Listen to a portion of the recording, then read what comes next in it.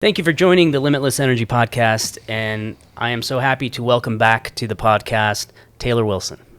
Hey, thanks for having me, Dennis. Thanks for coming back. You're the first repeat guest we've ever had. All right, I feel lucky. It's a high bar. So I wanted to talk with you today about American innovation, and we are in an interesting time right now where after so many decades over the last century of America leading, does it feel to you like we are no longer leading, at least in a lot of areas of science and technology? Yeah, I mean, it's something I spend a lot of time thinking about, how we've kind of bled off a lot of the kind of domestic innovation base, and that's both in research and development and manufacturing. We exist as this kind of unique ecosystem in the world of researchers and scientists and engineers that have developed some of the greatest technology. And we're still considered the pinnacle. And we are. I mean, our universities regard. And our research, both in the public and private sector, is still the best in the world. But, we've kind of lost a lot of the ability to make stuff in this country anymore. And so, one of the things I'm really excited about is, how do we bring that innovation base back, still develop these new technologies, but then also have the ability to make them here in the United States. Well, let's come back to the universities and how over the last, 5-6 decades, how the United States has had an education system that has evolved in such a way that we still have sort of the core of how we develop technology, how that research is disseminated through scientific publications, but there's something different now. It seems a little bit more watered down. I don't know. I'd love to hear your thoughts on it. In my opinion, it feels like there's a lot more PhDs graduating. There's a lot more scientific journals. There's a lot more articles that keep getting published, and there is kind of a watering down effect when it comes to actual innovation. Yeah, and I think, to some degree that's completely true. I think, our pace of, if you look at a metrics-driven approach where you look at the number of papers published and the number of PhDs awarded and things like this, we're continuing to grow.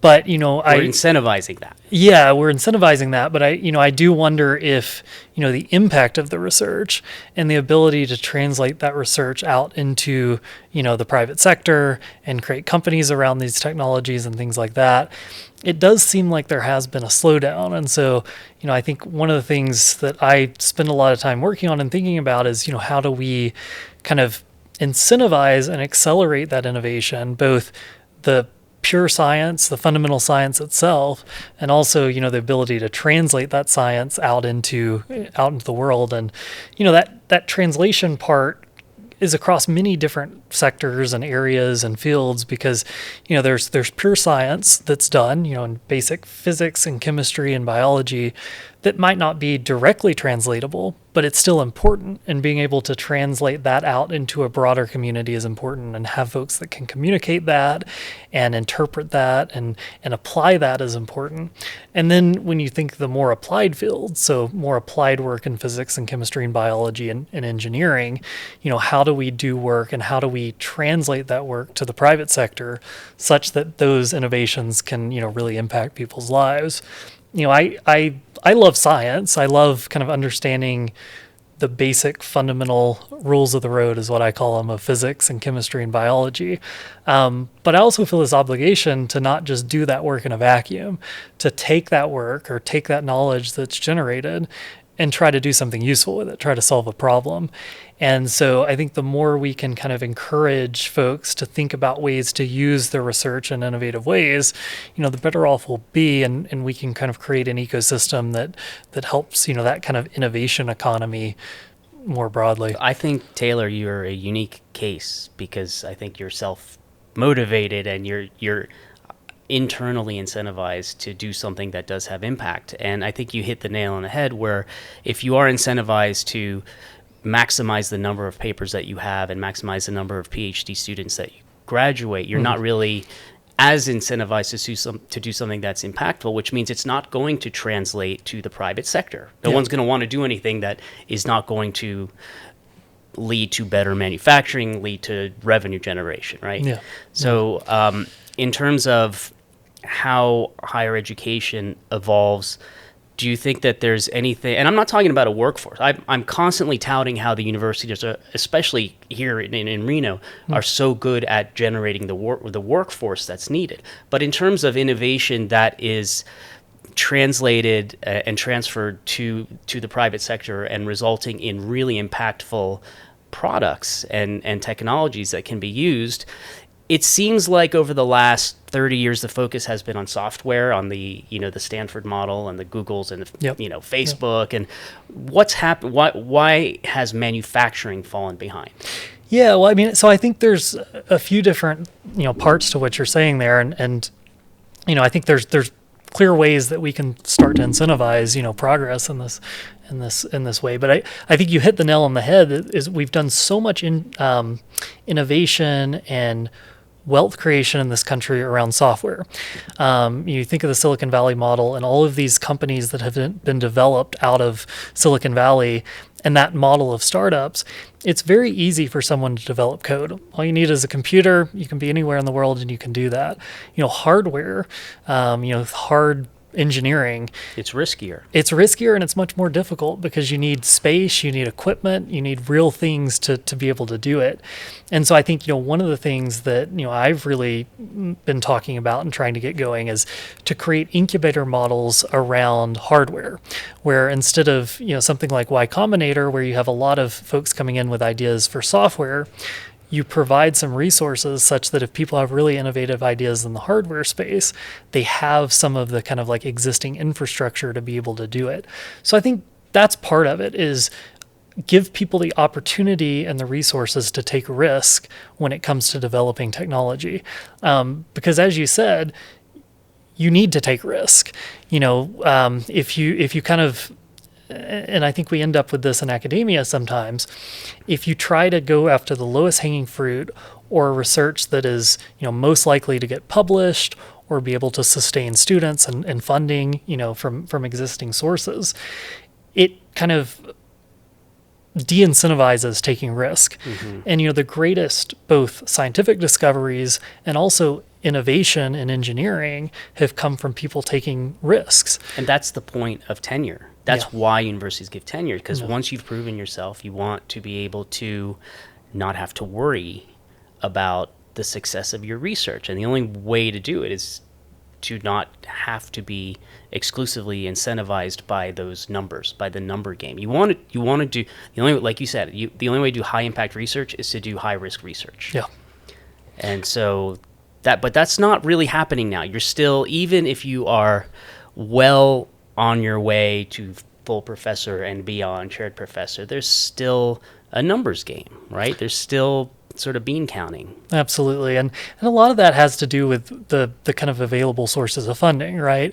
There's a lot of money available for things that we know how to do. If you want to innovate or iterate on some existing set of technology, there's typically a lot of money available to do that. It's harder to get money for more kind of outside the box thinking, more risky thinking. And that's why some of and when I talk about new, I mean in the last 10-year programs that the federal government has tried to initiate, things like ARPA-E, I think have been so successful because they've gone after a model where they say, not all of these ideas have to pay off. Not all of these ideas have to be successful. But even if one or two of them are, it's worth it because it creates new economies. It creates entire new fields of research. So things like ARPA-E, I think, are really exciting in the energy space. And I think it really did take a kind of page out of the DARPA book. DARPA, even though it was always focused on things that could help the military, the Department of Defense, they funded all kinds of risky early stage research, and that led to the creation of so many technologies that we have today, self-driving cars, the internet, space innovations. And so, being able to translate that DARPA model of, incentivizing and funding high-risk research, I think is a really good model. And so RPE has been able to do that at Department of Energy, and now that's being expanded into other sectors focused on health and things of that nature. One of the things I've been encouraging and really promoting is this idea of a funding model for material science research. Because throughout my career, and I know that you probably feel the same way, so many innovations have been enabled by new materials, either new materials or new ways of making materials. They are kind of the driver of so much of the manufacturing economy we have in this country today. Whether it's batteries, whether it's advanced, even computing technologies. Innovations in new materials and new ways of making materials, unlock so many different possibilities. And so one of the things I'm really excited about is how do we incentivize and encourage kind of broader outside the box thinking in materials science. And I think that's a really exciting kind of area for innovation. And yeah, no, I think you're right that you need money to do this, right? And ARPA-E is meant to be a vehicle to provide money for high risk research, but ultimately you're still limited, I believe, limited by the peer-reviewed process. Because how does a researcher who has been doing the same thing over and over again, because that's how they bring in their money to do their research, evaluate something that they aren't as intimately involved with in such a way that they're able to recognize something that's out of the box in that other realm? And then you have a panel and a whole series of anonymous, typically reviewers. How does that peer review model lend itself to identifying the appropriate high risk research and not settling on the more familiar? Yeah, and I think that's a really good point. I think the whole kind of scientific communication or publication ecosystem, has some real shortcomings and challenges right now. I mean, it disincentivizes publishing certain kinds of research. It slows down the rate of science communication. I think there are difficulties in access. So that's this whole question of open access. I think across the way that we communicate scientific research, there's a lot of opportunities to kind of change things, because the way it's done today, I think is as you pointed out before, it's incentivizing a large volume of very low quality research. If you look at the rate of publications across all sectors, that's going up. That's going up in the United States. It's going up, worldwide. But for every 100 articles published, there are only maybe a handful that are actually, really novel, really interesting, really it's impactful. tough to sift through. And it becomes very, tough to sift through and understand, what is valuable and what isn't. Yeah. So, I mean, how do you fix it? I mean, I've always been of the opinion that in terms of that peer review process, if it is either double blind, which I think is difficult to do, or completely open.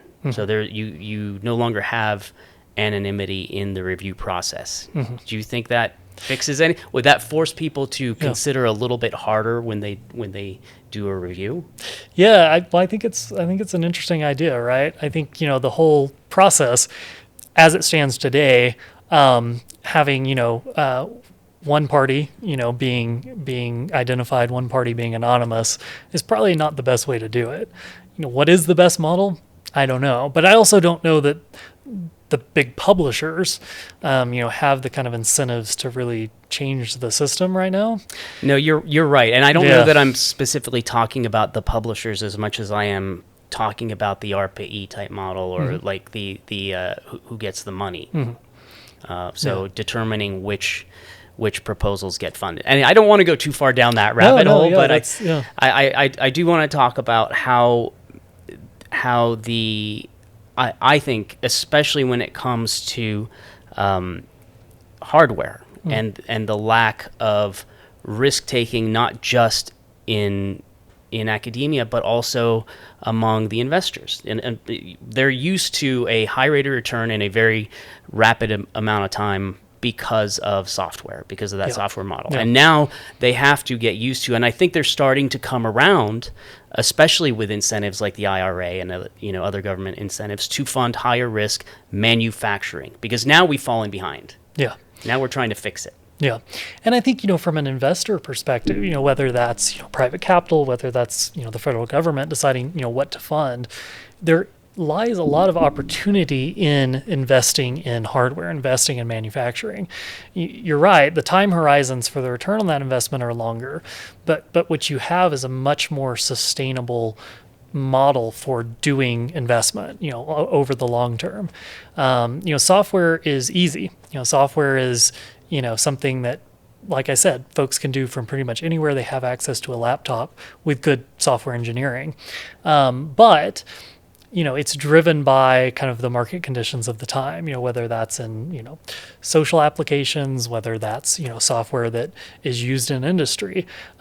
These things tend to have shorter time horizons and timescales for return on investment, but their longevity is reduced versus manufacturing. When you build a manufacturing base and it's an agile manufacturing base that's able to be modified and innovated on, you give yourself this much longer runway, I think, of success than, some of the software investments. But, how do you kind of change the model right now is something I've spent a lot of time thinking about as far as how you get ideas. We talk about TRLs, technology readiness levels, and that goes from a TRL 1 where it's just someone's crazy harebrained idea to a TRL 10, which is you go to the shelf at some industrial supply company and buy that product off the shelf.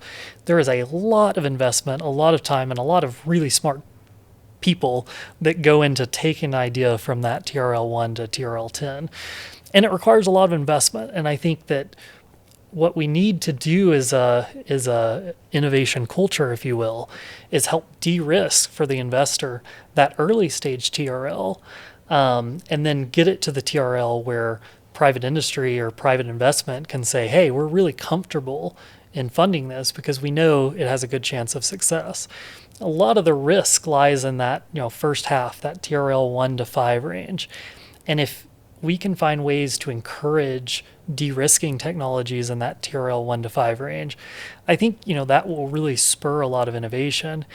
And there's different roles for different people to play, different organizations to play in that space. So, we think of a lot of that kind of research coming out of academia. A lot of that research comes from, big research universities. And they do a decent job at it, but it's not perfect. It goes back to some of those same problems that we were talking about. How do you access funding? How do you encourage people to do risky research?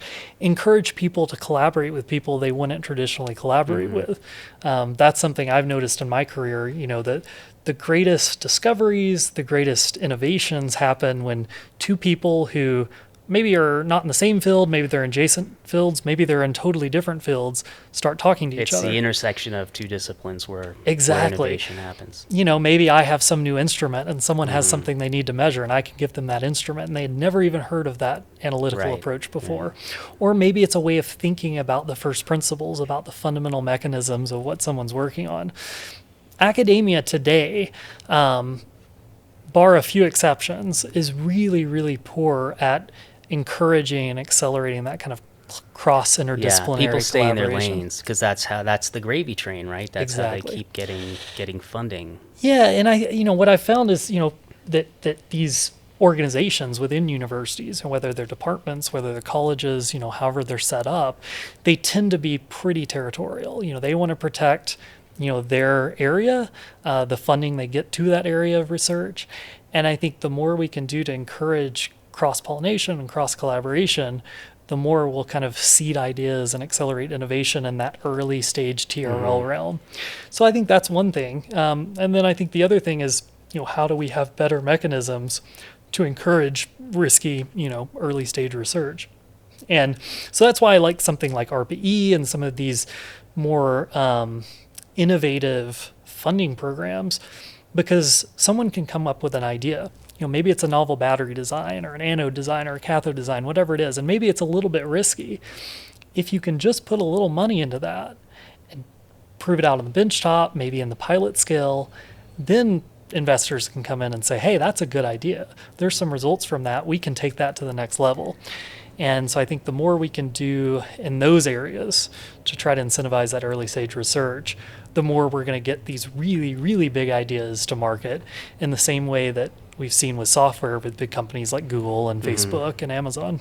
I think that's something that China has done really well, actually, is take TRL, 4 to 6, successful research that's been developed either here or in Europe, and then take it to 10 in China. Yeah. Right? I think that's where the investments that they've made more than us, right? That's Absolutely. what they've done right. Yeah. And I think that's certainly something they started decades ago. And they're starting to catch up on the earlier TRL stuff. If you look at research coming out of China, they're investing a lot more in the last 5-10 years in early stage research and more fundamental research. But you're completely right. They've been very good at taking new innovations that have come out of different places and figuring out how to manufacture it and how to scale.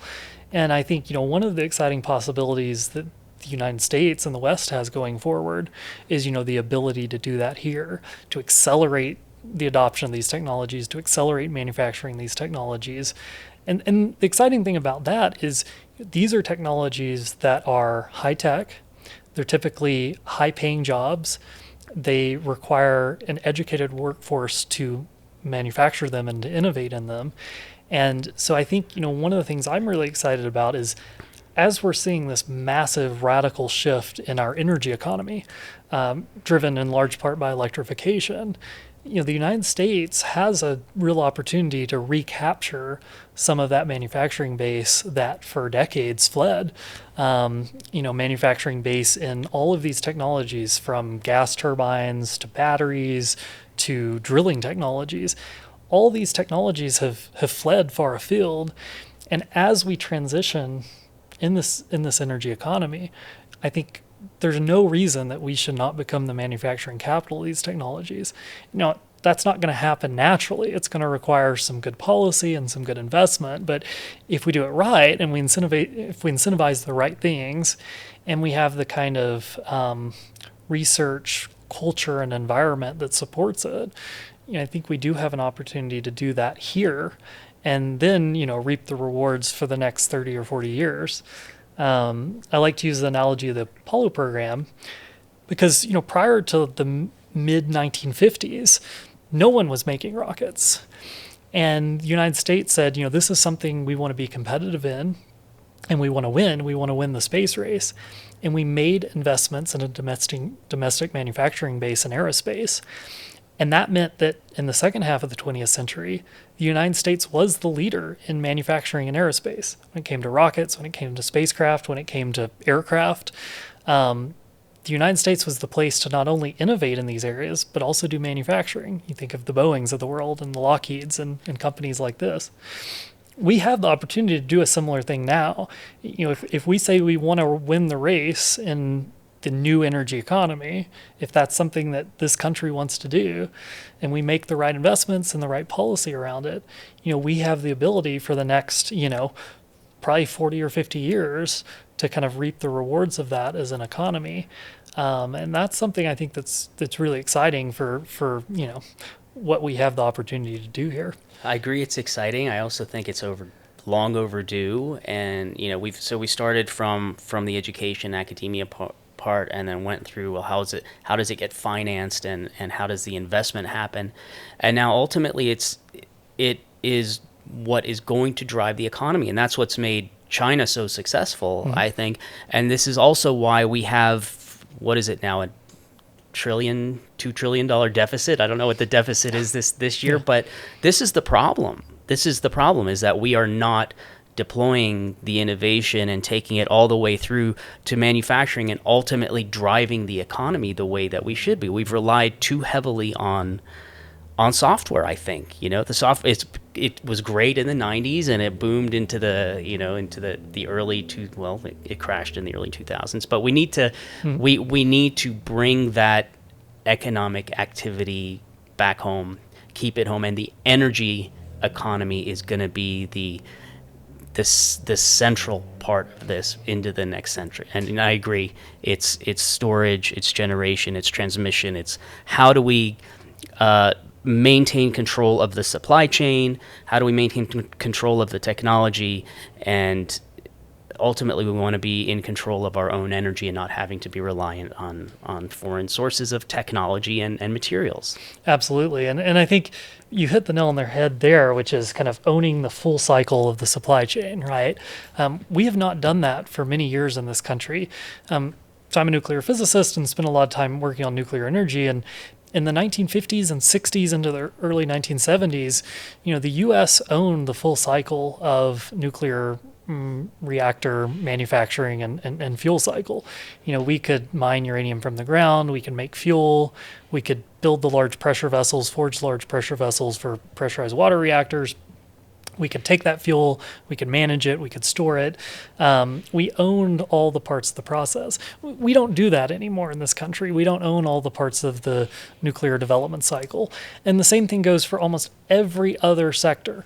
Everything from, aerospace to oil and gas to even, medical devices and pharmaceuticals. We take pieces from different places and then we bring them here and we try to put them together in the things that we do still manufacture. Because of the rapid innovation and this kind of step change in technology that we're seeing in energy, we have the opportunity to do that, to own the full cycle of the supply chain of these energy technologies.